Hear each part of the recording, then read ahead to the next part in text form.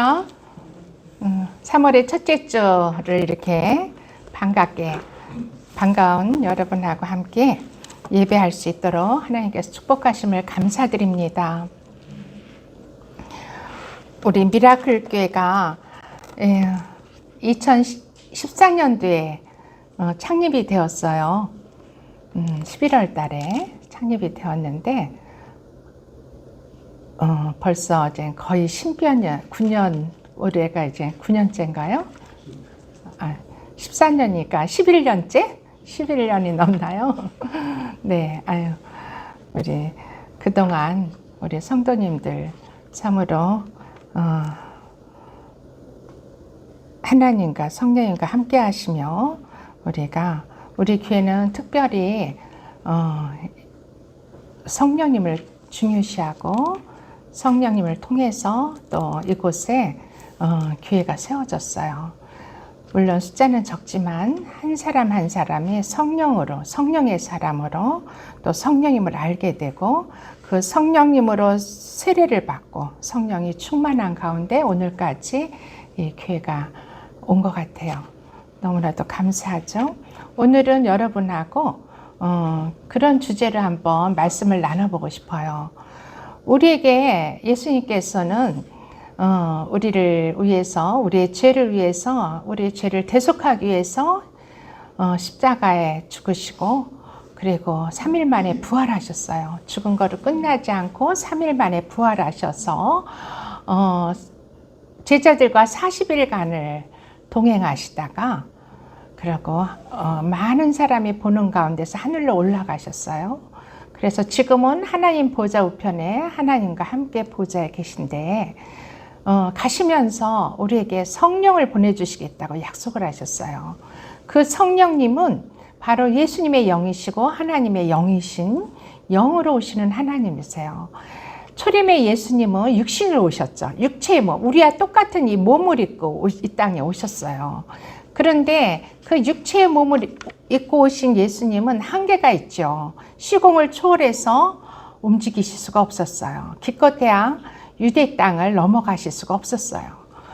그렇지만 성령인 영이신 하나님이신 우리 성령님은 시공을 초월해서 우리 함께 할 수 있고 그 능력이 예수님이 하신 것보다 더 많은 일을 하실 수 있다고 그러면서 제자들에게 너희는 몇 날이 못 되어 성령을 내가 아버지께로부터 구해서 성령을 보내줄 테니 그 성령을 받으라.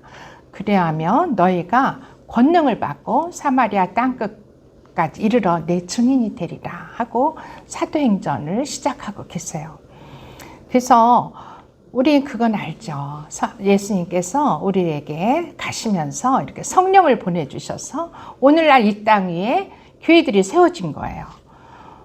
그랬는데 그럼 이 성령님의 그 능력과 이 성령님을 우리 삶 속에서 계속 그분과 함께 하면서 우리의 삶을 성령님의 능력 안에서 유지하고 그 성령을 받은 성령의 권능을 받은 상태로 계속 유지할 수 있으려면 어떻게 해야 되는가? 어떻게 하면 그럼 계속 유지할 수가 있는가 하는 제목으로 우리는 말씀을 살펴보고자 해요. 그래서 말씀 우리가 시편 103편 1절에서 5절까지의 말씀을 한번 구약 성경에는 우리 성령 받은 자들, 성령님께서 어떻게 일하셨는가 하고 계신가를 우리 볼 수가 있어요. 시편 103편 1절 5절 말씀 함께 봉독하겠습니다. 시작. 내 영혼아 여호와를 찬송하라. 내 속에 있는 것들아 다 그의 거룩한 이름을 송축하라. 내 영혼아 여호와를 송축하며 그의 모든 응택을 잊지 말지어다. 그가 내 모든 죄악을 사하시며 내 모든 병을 고치시며 내 생명을 파멸해서 속량하시고 인자와 긍휼로 간을 씌우시며 좋은 것으로 내 소원을 만족하게 하사 내 청춘을 독수리같이 새롭게 하시는도다. 이렇게 시편의 다윗의 시인데요. 이 103편은 다윗이 노래한 시죠. 그런데 이렇게 다윗은 벌써 성령이 충만해지셔가지고 내 영혼아 여호와를 송축하라. 하나님 거룩한 하나님의 그 거룩한 이름을 송축하라. 이렇게 시가 시작되고 있어요. 그의 모든 은총을 잊지 말고 하나님께서 당신의 백성들에게 베풀어 준 은혜를 잊지 말라. 그가 너의 모든 죄악을 사하시고 내 모든 병을 고치시고 내 생명을 파멸해서 속량하시고, 그렇죠. 우리가 우린 죄로 인해서 지옥에 갈 수밖에 없는 존재를 우리에서 그 파멸에서부터 예수님의 십자가로 대속하셔서 우리를 이제 대속해 주셨다. 속량하시고 인자와 긍휼로 간을 씌우시며 좋은 것으로 내 소원을 만족하게 하사 내 청춘을 독수리같이 새롭게 하시는도다. 이 좋은 것, 우리에게 좋은 것으로 우리의 마음의 소원을 만족하게 하셨다 그랬어요. 이 좋은 것이라면 우리 각자에게 다 틀리겠죠. 그렇게 그 소원으로 만족하게 하시고 우리의 청춘을 독수리같이 늘 새롭게 하신다 그랬어요. 왜 독수리같이 새롭게 하냐? 이 독수리는요, 이 수명이 어느 정도 되면은 이제 수명이 끝날 때쯤 되면은 아주 높은 산으로 올라가서 높은 바위에서 자기의 그 부리를 돌로 깨트린대요. 그 바위에다 대고 그 부리를 깨트리고 깃털도 다 뽑고 그래가지고 그 새로 날 때까지 기다린대요. 그러면은 그게 진짜 새로 나온대요. 새 부리가 나오고 깃털도 새 깃털이 나오고 그러면은 새로워지는 거야. 그래가 다음 생애를 또 사는 거예요. 이렇게 독수리는 그래서 독수리같이 새롭게 하신다고, 이렇게 우리들의 인생을 독수리처럼 새롭게 하신다고 이렇게 성령의 하시는 일들을 노래하고 있어요. 그러면 또 신약에 가면 어떻게 또 얘기하고 있는가? 신약 요한복음 7장 37절에서 39절 말씀 한번 보겠습니다. 신약에 있어서 예수님께서는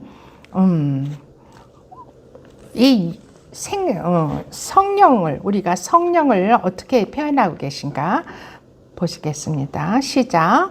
면절 끝날 그 큰 날에 예수께서 서서 외치시되 누구든지 목마르거든 내게로 와서 마시라. 나를 믿는 자는 성경의 이름과 같이 그 배에서 생수의 강이 흘러나오리라 하시니 이는 그를 믿는 자들이 받을 성령을 가리켜 말씀하신 것이라. 예수께서 아직 영광을 받지 아니하셨으므로 성령이 아직 그들에게 계시지 아니하시더라. 아멘. 네, 예수님께서 친히 제자들에게 하신 말씀이세요. 예수님께서 외쳐 이르시되, 조그맣게 소근거리신 게 아니야. 막 큰 소리로 외쳐서 이르시되 누구든지 목마르거든 누구에게로 와서? 내게로 와서 예수님께로 오라는 거예요. 그리고 마시라. 먼저는 우리가 이 갈망이 있어야 돼요. 성령님에 대한 갈망. 이 성령을 받고자 하는 갈망. 이 목마른다는 것은 갈망을 말해요. 우리가 성령 하나님이 우리에게 임하시기를, 성령님이 어떠신 분인가를 우리가 알면은 그분을 엄청 갈망하게 되실 거예요. 근데 아직도 갈망이 없으시다면 아직 성령을 모르시는 거야. 성령님이 어떤 분이신지는 이제 또 나옵니다. 그런데 이 갈망을 하고 목마르면 내게로 와서 예수님께로 와야 돼요. 예수님께로 가서 마시라. 그거는 구하라는 거예요. 예수님께 가서 구해야 돼요. 우리가 부르짖고 구하는 거예요. 기도함으로 구해야 돼요. 그럴 때 예수님께서 성령을 부어주셔서 우리는 그 성령을 마시고 먹고 마실 수가 있어요. 나를 믿는 자는 성경의 이름과 같이 그 배에서 생수의 강이 흘러나오리라. 이 우리의 배에서 생수의 강처럼 흘러넘치는 성령을 우리는 경험할 수가 있어요. 예수님께서 그 성령을 보내주시면 우리는 그 배에서 생수의 강이 흘러넘치는 그런 느낌을 가지고 성령을 맞이할 수가 있어요. 이 성령님은 어떠시냐면은 마치 컵에 이렇게 물이 있잖아요. 이 물을 이제 물병으로 물을 계속 부으면 가득 차요. 이 가득 찬다고 그래서 아무 일이 일어나지 않아요. 가득 채워지면은 그건 꼼짝 못해요. 그렇지만 계속 부어서 흘러 넘치는 거예요. 흘러 넘치게. 마치 바다에 이렇게 돛담배가 있는데 그 배가, 돛을 단 그 배가 바람이 와서 그 바람이 그 배를 가득 채울 때 그 돛을 움직여서 배가 나아가는 거잖아요. 풍랑을 이기고 바다에 나아가는 것처럼 그 성령님이 우리에게 들어오시면은 그런 일이 일어나는 거예요. 우리의 삶이 움직이기 시작해요. 우리의 삶에 변화가 있기 시작해요. 옛날의 삶이 아니라 새로운 삶으로, 독수리같이 날개치는 새로운 삶으로 우리를 이끌어 가시기 시작하는 것입니다. 이러한 성령님, 이렇게 좋으신 성령님, 그러면은 우리가 이 성령님을 어떻게 받는가? 우리는 마태복음 3장 11절에 한번 보겠습니다. 마태복음 3장 11절. 다 같이 시작. 나는 너희로 회개하게 위해서 물로 세례를 베풀거니와 네 뒤에 오시는 이는 나보다 능력이 많으시니 나는 그의 신을 들기도 감당치 못하겠노라. 그는 성령과 불로 너에게 세례를 베풀 것이요. 그는이 누구실까요? 예수님의 말씀이에요. 예수님께서는 성령과 불로 너에게 세례를 베푼다고 그러셨어요. 아, 이건 또 무슨 소리야. 아, 위에 회개하여서 물로 세례를 베푼다 해서 나는은 여기에서 나는은 세례 요한을 말해요. 세례 요한은 예수님이 오시기 한 6개월 전에 먼저 태어나신 분이죠. 선지자예요. 마지막 선지자신데 그 세례 요한은 유대 이스라엘 백성들에게 회개를 촉구했어요. 회개하라, 천국이 가까이 왔느니라고 온 사방을 유대 땅을 다니면서 회개를 촉구하고 그 회개를 위해서 물세례를 베풀었어요. 회개한 자들에게 물세례를 베풀고 옛날의 삶을 돌이키고 그동안 지은 모든 죄를 하나님께 회개하고 삶을 돌이키도록 하는 회개, 그것이 바로 물세례였어요. 그러니까 세례 요한이 준 세례는 물세례였어요. 그렇지만 그 물세례를 지나서 예수님께서도 세례 요한에게 요단강에서 세례를 베풀었거든요.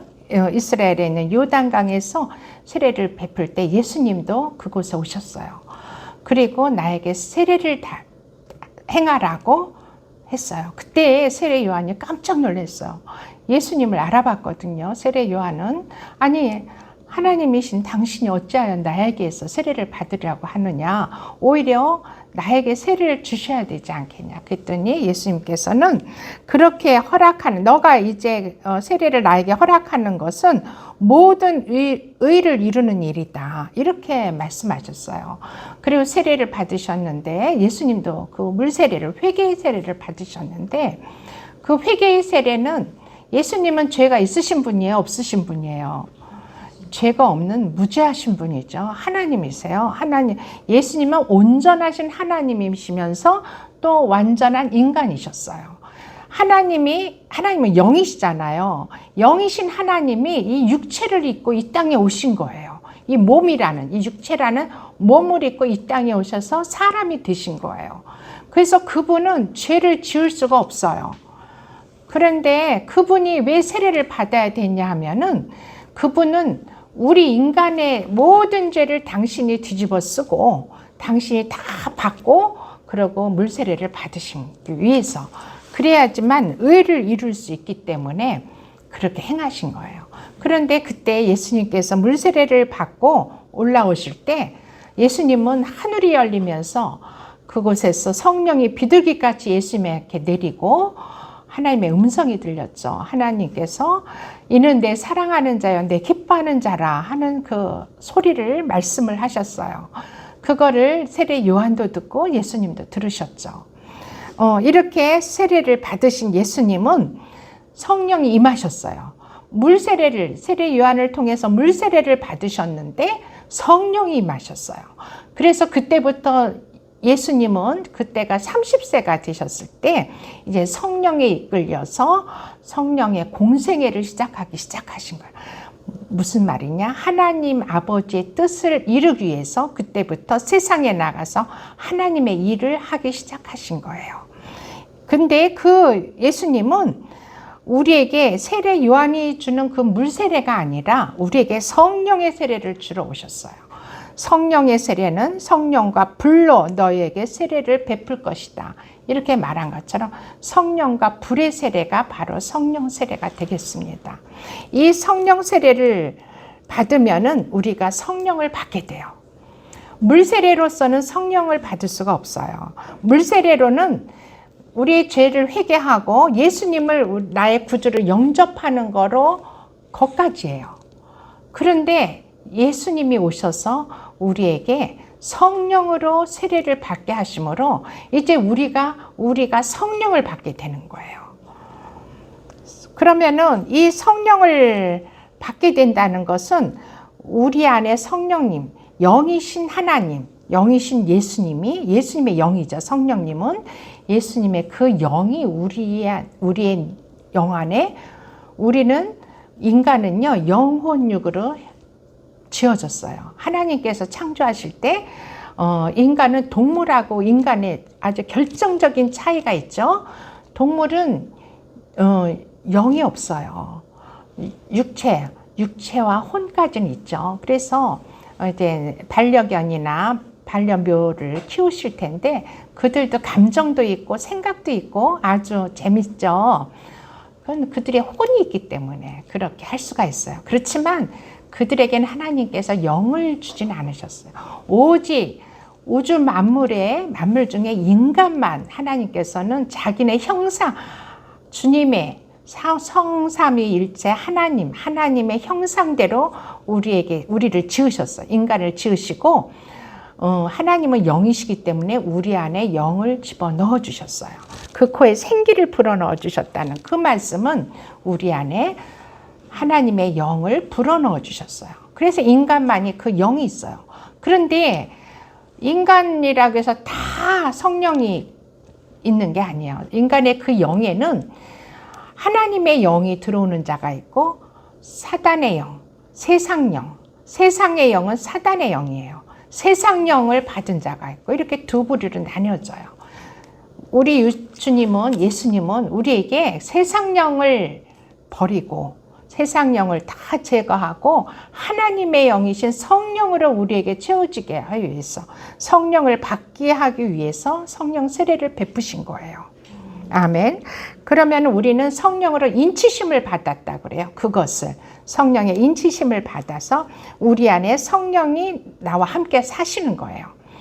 우리 예수님이 이 땅에 오셨을 때는 모든 사람이 예수님과 함께 살 수가 없었죠. 그렇죠? 12 제자들만 가까이에서 예수님과 동행하고 함께 있었지만 그것으로는 세상을 바꿀 수가 없었어요.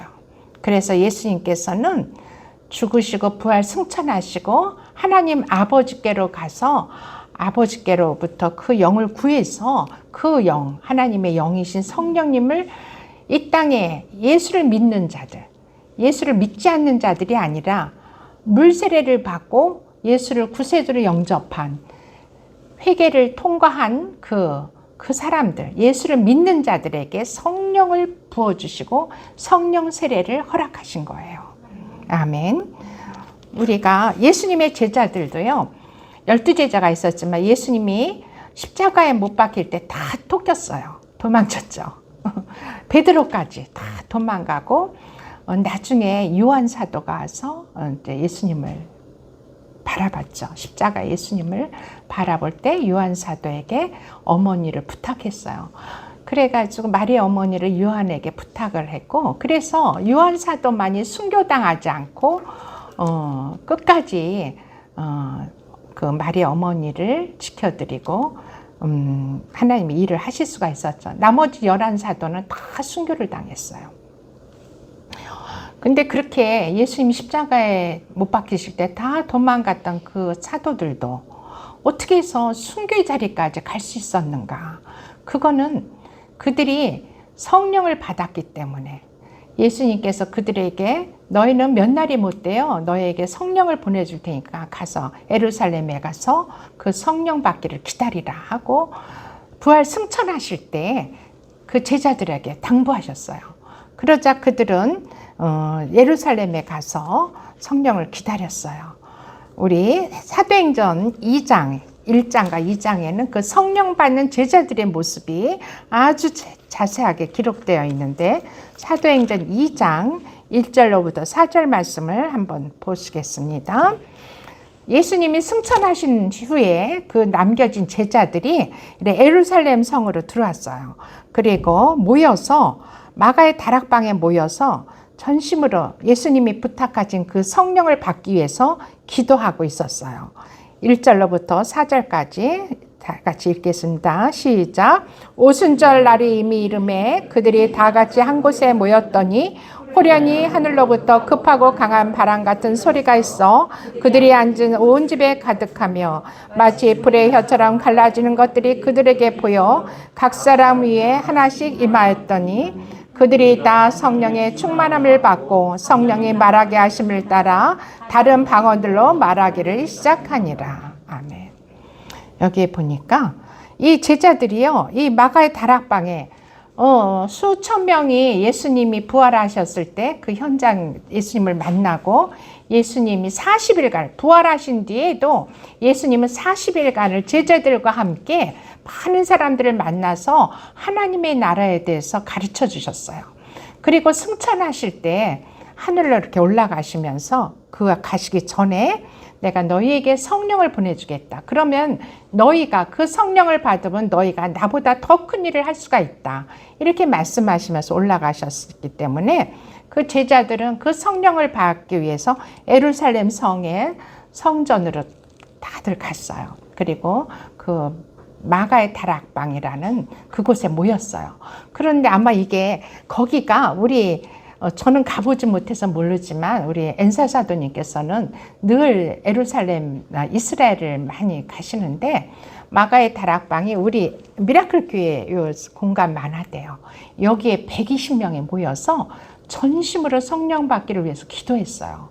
그럴 때 이런 현상이 일어난 거예요.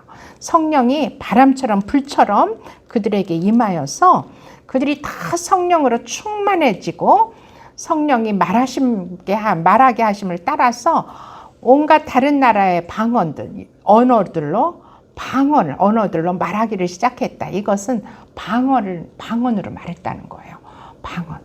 그러니까 자기들이 알아들을 수 없는 그 말로 혀의 진동, 방언이라고 하면은요, 텅스라고 그래요. 텅스, 혀가 진동을 하면서 또 성령을 받을 때 몸도 진동이 와요.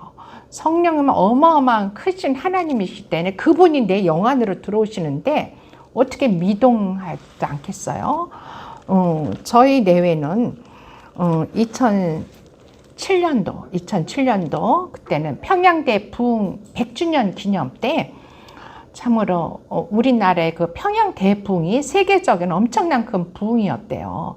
그래가 전 세계에 있는 사역하시는 귀한 사도들이나 선지자들, 목사님들이 한국에 많이 들어오셨어요. 그 해 2007년도가 평양 대부흥이 있던 100주년이 되던 해에. 그런데 저희가 그때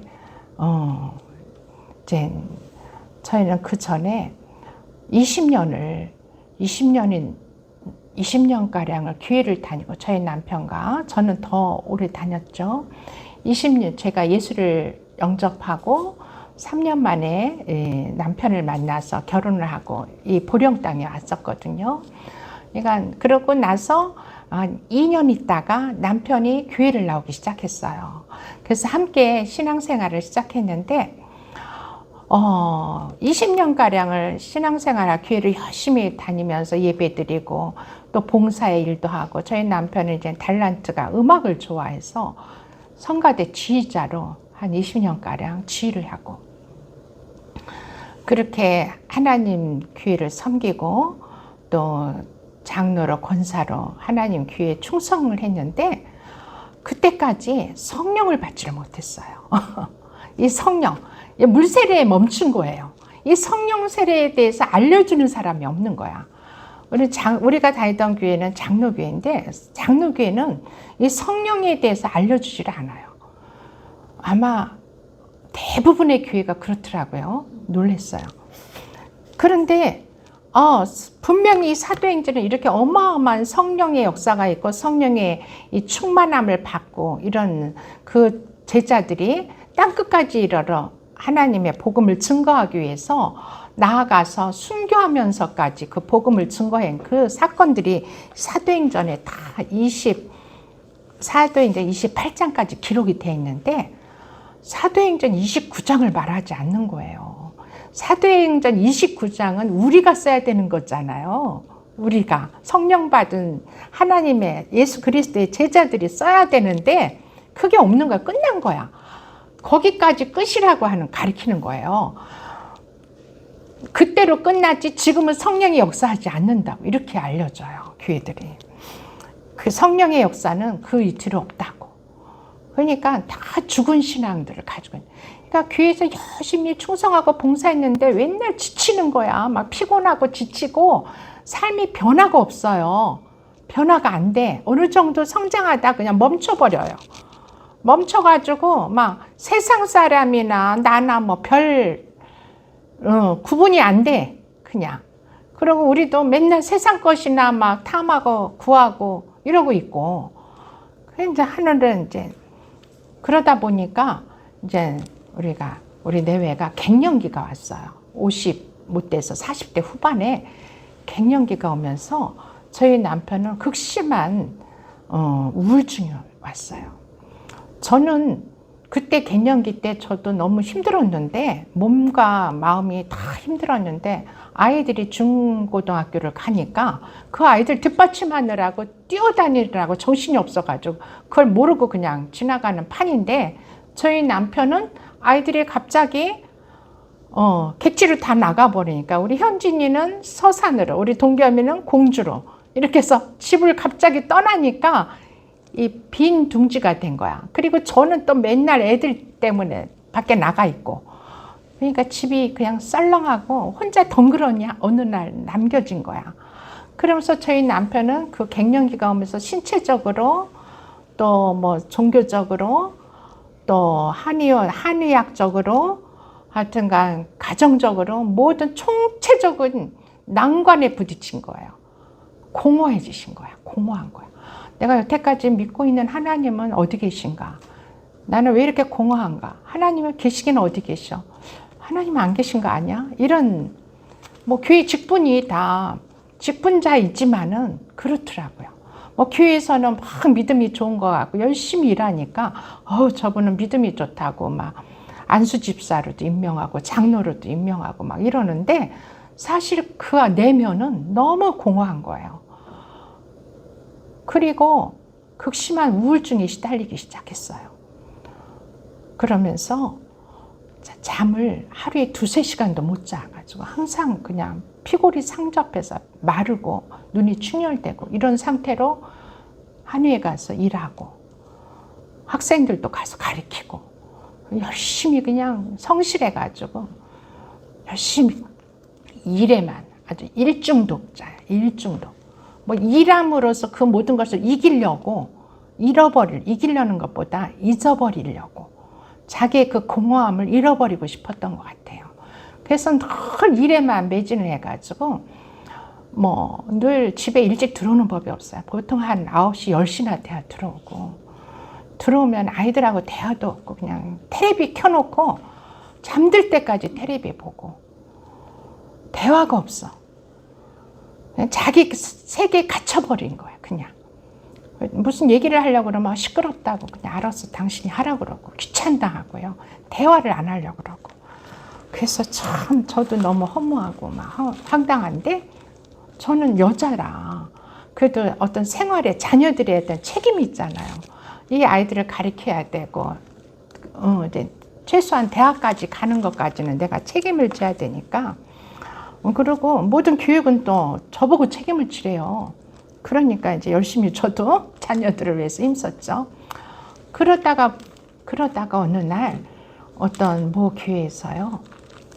어, 제가 너무 공허하니까 저도 여태까지 의지하고 나를 돕던 남편이 저렇게 되니까 너무 황당한 거예요.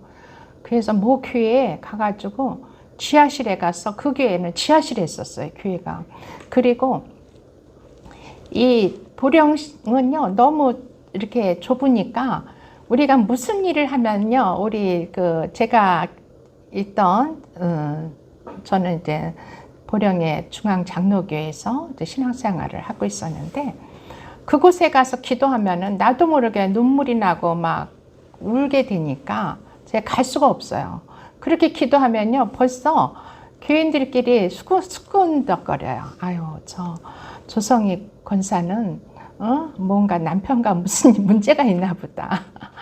뭐 무슨 가정에 무슨 큰 충격적인 일이 있나 보다. 왜 와서 교회에 와서 저렇게 울며 기도를 할까?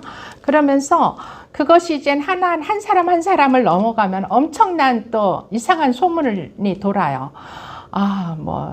김영철 원장이 바람이 나가지고 어디를 그래가지고 그 권사님 너무 힘들어한다는 또 엉뚱한 소문을 내요. 그러니까 제가 그런 소문에 시들리기 싫어가지고 이제 어디 개척한 교회가 없나? 나를 알아보지 못하는 그런 나를 모르는 교회가 없나? 그래가지고 찾은 곳이 그 당시에 한예 순복음교회였어요. 가니까 청소년들만 장특한 거야. 중고등부 학생들만. 성인이 거의 없어요. 그 아이들이 있는 곳에 가서 밤이면은 가서 기도를 하면은 걔네들은 나를 알아보지도 못하고 내가 뭐 기도를 하든 뭐라든 관심이 없어. 지네들끼리 너무 즐거워가지고. 그러니까 거기 가서 늘 그냥 기도를 할 때 그냥 항상 눈물 콧물을 다 흘리면서 한 3년은 기도한 것 같아요. 한 3년은. 그랬는데 그때 성령님이 저에게 임하시면서 위로하시고 그런 건 있었어요. 그렇지만 그게 뭔가 잘 몰랐어요. 어느 날 이제 2007년도에 제가 그 성령님에 대해서 알게 되면서 우리 남편도 이런 성령을 받았으면 좋겠다 그런 생각을 하고 사무엘 엔사 그 당시에 오셨던 목사님 중에서 세계적인 목사님에서 가장 능력이 큰 분을 좀 초청해 달라고 부탁을 했어요. 그게 그래가지고 저희는 이제 그분을 초청을 받아서 그분의 집회가 거기에서 시작됐는데 그분의 집회를 저희 남편과 제가 함께 참여했어도 성령을 못 받는 거예요. 그냥 그런데 그분이 마지막 집회가 전주 호랩산 기도원에서 있었는데 그때 마지막 시간에 저희 남편이 저는 그 전날 마지막 전날 불세례를 받았어요. 성령 세례는요 성령과 불의 세례예요. 근데 저는 성령은 임했는데 불이 안 임한 거야. 근데 그날 불이 임해가지고 그냥 나가 떨어져 갔는데 진짜 이 바닥에요 제 몸을 본드처럼 붙인 것처럼 꼼짝할 수가 없는 손 하나 까딱을 못 하겠는 거예요. 그러면서 막 성령님이 막 바람처럼 내 몸을 막 왔다 갔다 하시면서 입 안으로 확 바람처럼 들어오셔가지고 숨이 막혀서 뒤로 넘어갔거든요. 그랬는데 바닥에 누웠는데 사람들이 이제 막 누워서 기도하고 막 그러면은요, 저 사람들 왜 이렇게 쇼를 하나? 왜 뭐 하는 짓이야? 앉아서 점잖게 기도하지. 왜 저렇게 바닥에서 누워서 막 뒹굴면서 막 소리치면서 기도하고 난리를 치나? 이해가 안 갔어요. 그랬는데 저는 장로교 신앙인 있잖아요. 항상 거룩 이러는 말씀, 온리 지저스 온리 말씀 그런 데서 신앙생활을 30년 넘게 하다가 그 성령을 받으니까요. 제가 그냥 뒤로 발랑 넘어 떨어지면서 제 몸에서 막 진동이 오면서 막 성령의 바람이 저를 막 시원하게 해주시는데 그 떨림이 있더라고요. 저는 뭐 요란하게 떤 거는 아니고 그 잔잔한 진동이 있더라고요. 그런데 어쩌면 내가 손가락 하나 까딱을 할 수가 없는 거예요. 그냥 본드로 나를 딱 붙인 것 같아요, 바닥에. 그래가지고 진짜 몇 시간을 누워 있었는데 그렇게 좋을 수가 없는 거예요. 주님의 말씀하심이 주님의 말씀이 성령님이 내 안에서 내 심령 안에서 말씀을 하시는 거예요. 늘 저는 그냥 성경에 있는 게 하나님의 말씀이라 생각하고 성경만 파고들었고 맨날 성경 공부만 했는데 아니 이 성경을 쓰신 하나님이 내 안에서 말씀을 하기 시작하시는 거예요.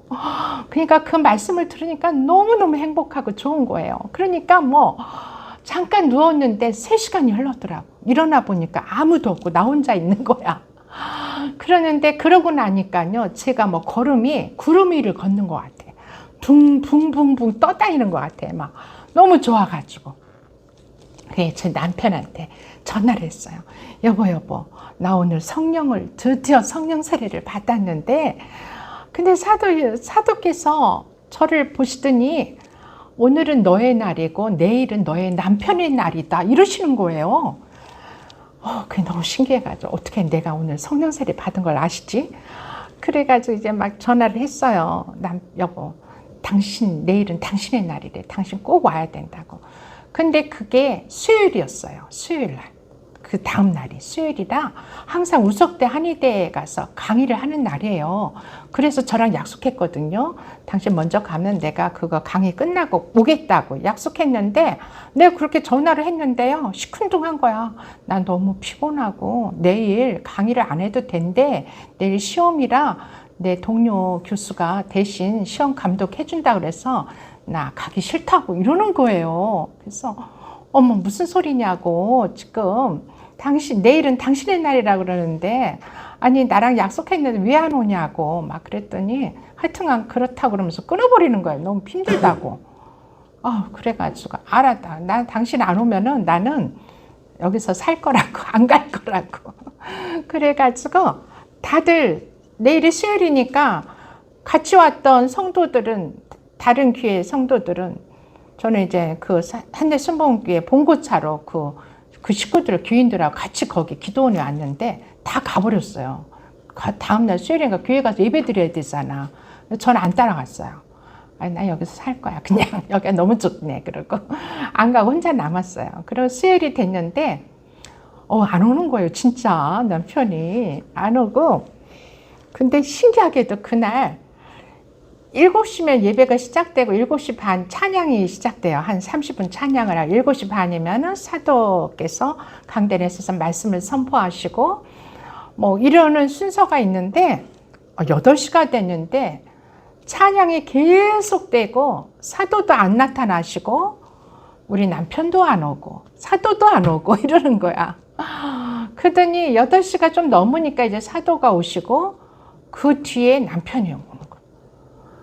한참 있다가 한 8시 반쯤 되니까 안 온다던 사람이 왔더라고.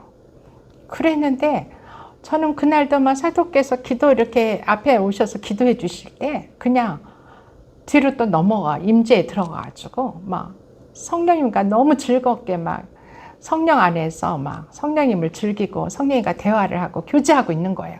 성령님께 교제하고 있는데 저희 남편은 어떻게 됐는지 나는 모르는 거죠. 뒤에 왔는지 어쩐지도 몰랐어요. 나는 앞에 있고 그분은 이제 늦게 왔으니까 뒤에 앉았었던 모양이야. 그랬는데 다 기도하고 떠보니까 우리 남편이 벌렁 누워가지고 대자로 뻗어가지고 기도를 하고 있는 거야. 나보다 더 많이. 그래가지고 왔네? 그때서 아는 거예요. 그런데 한참을 기도를 하더니 일어나 앉더니 사람이 좀 이상해졌어요. 달라졌어. 그래가지고 너무 신기해가지고 이제 오면서 이제 늦었으니까 늦지 뭐 보통 그게 뭐 12시, 11시, 12시 넘어요. 그렇게 그 한 달을요 계속 따라다녔어요. 그 집회를 따라다녔는데 성령을 못 받았어. 그러니까 우리 남편이 이제 실망을 한 거야. 마지막에 가면 여태까지 따라다녔는데 성령도 못 받았는데 오늘이라고 별거겠냐 하고 이제 실망을 해서 안 온다 그랬던 건데 이제 내가 안 온다니까 이제 날 데리러 온 것 같아. 그래가지고 그랬는데 이제 오면서 제가 얘기를 물어봤죠. 아니 어떻게 된 거냐고. 당신은 어떻게 그렇게 누워서 기도를 다 하고 있냐고. 그랬더니 말하는데 그 사도가요. 기도를 해주시고 늦게 오셨잖아. 그러니까 기도를 2번을 해주신 거야. 한 번 해주시고 다들 기도 누워서 뭐 앉아서 기도하는데 다 일어나라고 그러더니 또 한 번 기도를 해주시고 가시는데 그때까지도 자기는 전혀 성령을 받은 느낌이 없더래요. 성령이 자기에게 오는 것 같지가 않고. 그랬는데 이제 사도님이 이제 성경을 이렇게 옆에다 끼고 이렇게 나가시더래. 이제 나가시는데 그때 나가시는데 제일 뒤에서 그 사도의 바지를 붙잡으셨대요. 다리를 붙잡고 나한테 한 번만 더 one more praise 하면서 한 번만 더 기도해 달라고. 그랬더니 이렇게 보시더니 이제 매번 따라다녔던 사람인 걸 기억하셨는지 오케이 하더니 웃으시면서 성경을 밑에다 내려놓고 일어나라고 하더래요. 일어나라고 하더니 손을 번쩍 들으라고 그러더니 그 손에다가 본인이 딱 대시면서 God Father 하고 하나님을 부르시더래요. 부르는데 그 손이 닿는 순간 완전히 1000볼트의 전기에 감전된 것처럼 막 그 손에서부터 온몸이 찌릿하게 막 전기가 오면서 벌렁 나가 떨어졌대요. 자기가 어떻게 서 있을 수가 없었대요. 그 전기 온 것처럼. 그래가지고 그렇게 있는데 꼼짝도 못하고 막 온몸이 그분은 요란하게 성령을 받아가지고 막 진동이 오는데 막 그냥 막 다 막 흔드는 거야. 팔다리가 막 다 흔들려요. 온몸이. 오면서도 막 운전을 하는데 본인이 전 그때 운전을 못해가지고 본인이 운전하고 오는데 막 온몸이 떨린다고 막 그러더라고. 그 뒤로 막 그 진동의 현상이 계속 됐었어요. 그런 성령을 불같은 성령을 받게 됐어요. 그러면서 완전히 이게 바뀌었어요. 사람이. 그 뒤로 또 계속 그게 유지가 되면서 이제 그 엄청난 그 하나님과의 그 성령님은요, 이게 어떤 능력이나 어떤 영향력을 나타내 주시지만 성령님은 또 인격이세요. 하나님이세요. 인격을 가지고 계신 하나님이세요. 그래서 에베소서 4장 30절을 보면은 하나님의 성령을 근심하게 하지 말라라는 말씀이 있어요. 우리가 그 하나님이신 성령님은 삼위의 하나님 중에 한 분이시잖아요. 그분은 인격이 있으셔서 우리는 그분에게 항복을 하게 돼 있어요. 성령님을 만나면은 우리는 저절로 그 성령님께 항복하게 돼 있고 우리가 그의 능력을 사용하게 해달라고 하는 것이 아니라 성령님이 성령님 나를 사용해 주세요. 내가 주님께 나를 드립니다. 나를 사용해 주세요. 이렇게 되게 돼 있어요. 그래서 그 뒤로 그 성령님을 이제 한번 그렇게 임하신 성령의 불세례를 통해서 성령님이 임하신 뒤에는 그 성령 충만함을 계속 유지하고 싶어져요. 그 충만함이 성령님이 나에게서 떠나면 어떡할까? 성령님이 나에게 소멸되면 어떡할까? 이런 이렇게 걱정이 되면서 충만함을 유지하게 돼요. 이 성령 충만함은 바로 우리가 진짜 어떻게 이제 제목이 성령 충만을 유지하는 건데 이렇게 서론이 너무 길죠. 이게 엄청 중요한 서론이기 때문에 오늘은 1편이에요. 2편은 다음 주예요. 우리가 성령 충만하면 어떻게 유지하는가 봤더니 요즘 이제 제가 목회를 하면서 성경을 또 우리 배월수 목사님을 통해서 더 공부하고 알다 보니까 이 성령님은요 혼자 오신 게 아니야. 예수님의 보혈과 함께 오세요. 그래가지고 그 예수님의 보혈, 우리가 요즘 이제 기도회를 하면서 그 보혈의 책자를 가지고 우리가 예수님의 보혈을 부르고 있는데 예수님의 보혈이 우리에게 오셔서 우리의 죄를 씻어주시고 우리를 허다한 죄를 덮어주시고 예수님의 보혈은 십자가에서 흘리신 그 피가 오늘도 그냥 그때 2000년째 예수님이 십자가에서 흘리고 끝난 게 아니라 예수님은 그 피를 흘리셔서 그 피를 하나님께 올려드리셨어요. 천상에 있는 하나님 나라에 계신 하나님께 모두 그 피를 드렸어요. 그래서 하나님께서 그 피를 받으셨어요. 그래서 오늘도 천국에는 예수님의 보혈의 강이, 여기 아까 요한복음 7장에 있는 생수의 강이라고 했잖아요. 그 생수의 강은 성령의 강이기도 하지만 보혈의 강이에요. 그 보혈이 흐르고 있어요. 천상에 있는 하나님 보호자에 흐르는 그 보혈이 오늘날 십자가 재단, 우리 교회와 같은 성전에, 교회의 십자가의 재단에 흐르고 있어요. 흘려주세요. 흘러내려서 우리 교회에 흘려주시고, 이 교회에 흐르는 그 보혈을 우리 성도님들이 그 보혈로 우리가 뿌리고, 우리의 죄를 씻고, 우리의 죄를 덮고, 또 보혈을 뿌리고, 또 우리의 보혈을 바르고, 또 우리의 보혈을 먹고 마시고, 이렇게 되는 거예요. 먹고 마시는 것까지 우리는 그렇게 하라고 성경에 말씀하고 있어요. 그래서 이 성찬식, 오늘 성찬식이 있을 텐데, 성찬식은 예수님의 피와 살을 우리가 먹고 마시는 예식이죠. 그럼으로써 예수님을 기억하라고, 우리에게 살과 피를 다 쏟아 부어주신 그 예수님을 기억하라고. 우리 예수님은 우리에게 모든 것, 자신의 모든 것을 우리에게 주셨는데, 세 가지, 그 모든 것을 세 가지로 말할 수가 있어요. 첫째는 예수님의 살을 주셨고요. 둘째는 예수님의 피를 주셨고, 셋째는 예수님의 영을 주셨어요. 이 살은 양식이에요. 생명의 떡, 하나님의 말씀. 말씀이 바로 예수님이라고 하시는 게 그 예수님의 살이기 때문에 생명의 떡이신 말씀으로 우리를 주셨고, 피는 보혈, 예수님의 보혈이죠. 이 보혈이 우리에게 올 때 우리가 회개하면은 우리의 죄가 용서함을 받을 수 있는 거예요. 이 보혈이 없이는 용서함을 받을 수가 없어요. 그 보혈, 그리고 영, 예수님의 영이 뭐죠? 성령을 우리에게 보내주신 거예요. 이 세 가지를 아낌없이 주신 분이 바로 예수님이세요. 예수님께서 십자가를 통해서 우리에게 그걸 주신 거죠. 그래서 그 보혈을, 우리는 그 보혈로 우리의 죄를 씻고, 우리의 죄를 덮고, 또 우리의 보혈로 바르고, 이 바를 때는 예수님이 십자가에서 흘리신, 등에 흘린, 또 채찍을 맞으시면, 예수님의 보혈은요, 6군데를 통해서 보혈이 흐르셨어요. 예수님의 보혈은. 이 책 굉장히 좋은 기도책이에요. 이걸 늘 보셔야 돼요. 읽고 항상 읽으시는데, 여기에 보면은 예수님께서 예수님의 피를 6군데에서 흘려주셨는데, 어디냐? 이마와 머리와 손과 발과 옆구리와 등에, 이렇게 6군데를 통해서 예수님이 피를 흘리셨어요. 이마에 흘린 피는요, 뭐라 그랬죠?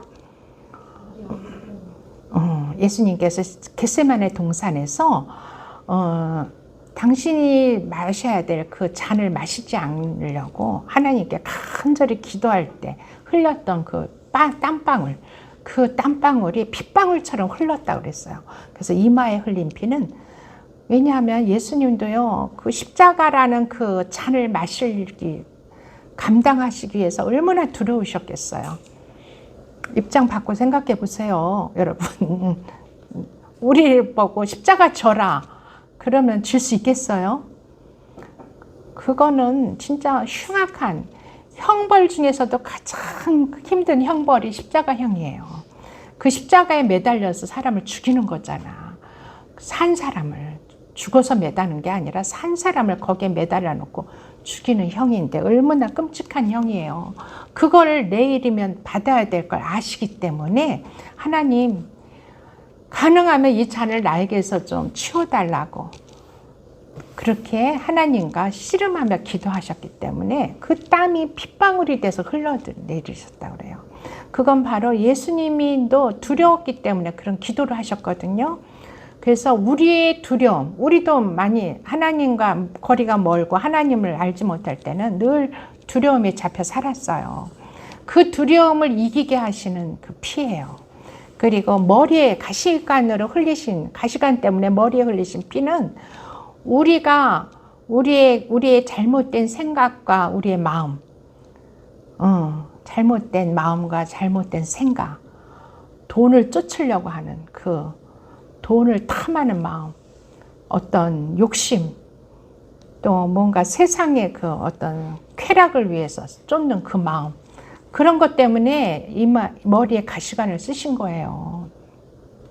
그리고 손에 흘린 피는 뭐예요? 크게 교만함. 맞아요. 손에 흘린 피는 우리의 교만 때문에 당신이 손에 못을 박히신 거예요. 발에 흘린 피는 우리의 음욕 때문에 발에 못이 박히셨어요. 옆구리에 흘린 피는 우리가 모르고 지은 죄, 부지불식 중에 우리의 무의식적으로 모르고 짓는 죄들이 있어요. 죄가 죄인지 모르고 짓는 죄들. 그걸 때문에 예수님이 옆구리에 로마 군병의 창에 의해서 옆구리에 피를 흘리셔서 모든 물과 피를 다 쏟아주신 거예요. 등에 흘린 피는요, 보통 형을 2번씩 같이 번복해서 주지는 않아요. 빌라도는 예수님의 얘기를 들어보니까 이 사람 죄가 없는데 이렇게 막 유대인들이 막 죽여라 하니까 폭동이 일어날까 봐 걱정이 돼요. 채찍을 해가지고, 채찍은 그 당시에 유대인들의 로마가 가했던 그 채찍형은요, 가죽끈의 끝에다가 쇠갈고리를 달아가지고 그거를 때리는 채찍이에요. 그래가지고 그거 한 번 맞으면 막 등에 다 살이 찢기면서 피가 흐르는 거야. 그런 채찍을 39번 맞으셨어요. 그래가면 40번 맞으면 죽는데요, 사람이. 빌라도는 예수를 죽이지 않고 살리려고 39대만 치라고 했는데, 그러고 나서도 그 성난 군중들이 예수를 십자가에 못 박으라고 소리를 그 안에 그냥 사단들이 다 들어가서 사단이 외치는 거죠. 예수를 죽이라고. 예수를 죽이면 자기네들이 승리할 줄 알고 이길 줄 알고 그랬지만, 그래서 예수님은 2번의 형을 받으신 거예요. 채찍형과 십자가형 번복해서 받으신 건데, 그 등에 흘렸던 채찍에 맞은 그 등에 흘린 피는 우리의 질병, 우리의 병을 치료하시기 위해서 흘려주신 피라고 하는 거예요. 이렇게 예수님의 피는요, 성령님께서 우리에게 그 피를 가지고 와서 우리에게 흘려주시는 거예요. 보내주신 거예요. 그래서 성령님은 예수의 피를 우리에게 주시고, 우리는 성령님을 통해서 예수의 피를 받아서 이 땅에서 성령님이 하시는 일들을 그 보혈의 권능으로 할 수가 있게 되는 거죠. 우리가 이렇게 이 보혈을 우리가 구하고 우리의 보혈에 의지해서 우리가 예수님의 보혈을 뿌려주소서, 덮어주소서, 발라주소서. 내가 아플 때 허리가 아프면 예수님, 성령님, 나에게 예수님이 등에 흘리신 그 피로 나를 발라주세요, 뿌려주세요. 이렇게 치면서 기도하고, 어깨가 아프면.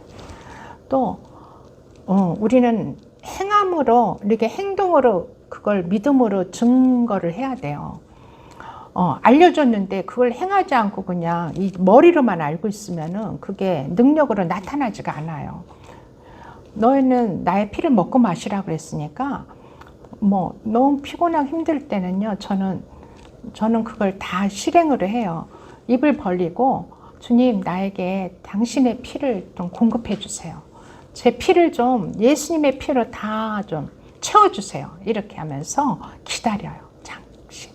그러면 예수님의 진짜 피가 내 입으로 들어와서 꿀꺽꿀꺽 넘어가는 거를 경험해요. 그러면은 갑자기 아팠던 게 싹 사라지기도 해요. 그러면서 내가 충만해져요. 보혈 충만, 성령 충만, 말씀 충만, 이게 하나예요. 하나인 것이에요. 이렇게 해서 우리가 성령의 충만함을 계속 유지해 나가는 게 굉장히 중요해요. 이 유지하는 방법은 아까 그랬잖아. 말씀, 보혈, 성령. 성령 충만하면 말씀 충만, 보혈 충만이에요. 보혈 충만.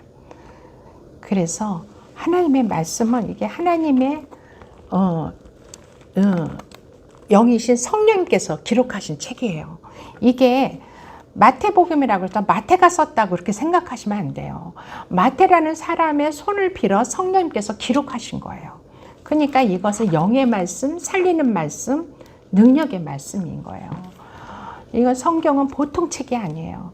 이걸 힘들 때 성경을 한번 한 장이라도 소리내서 읽어보세요.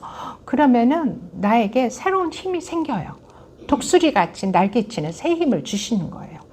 예수님의 보혈도 마찬가지예요. 예수님의 보혈의 그 권능과 능력은 무한하신 거예요. 지금도 끊임없이 천상에서부터 오늘날 우리 교회에 예수님의 보혈을 흘려보내주시고 우리 성도들은 그 보혈을 받아서 먹고 마심으로 새 힘을 얻게 되는 거예요. 아멘. 네, 오늘은 여기까지 하고 다음 시간에는 그러면은 성경 속에서 이 성령의 충만함을 받았던 제자들은 어떻게 했을까? 또 그것으로 인해서 우리는 어떠한 삶을 살아야 되는가? 성령을 받고 성령 충만함을 받았으면 우리의 삶은 결국 어떻게 되는가? 이거에 대해서 더 구체적으로 나누겠습니다. 우리 이 시간에 우리에게도 성령 세례를 주님 하나님 우리에게도 그 좋은 성령님 우리에게 임하시고 우리에게 성령으로 세례 베풀어 달라고 함께 구하는 시간을 갖겠습니다. 아멘.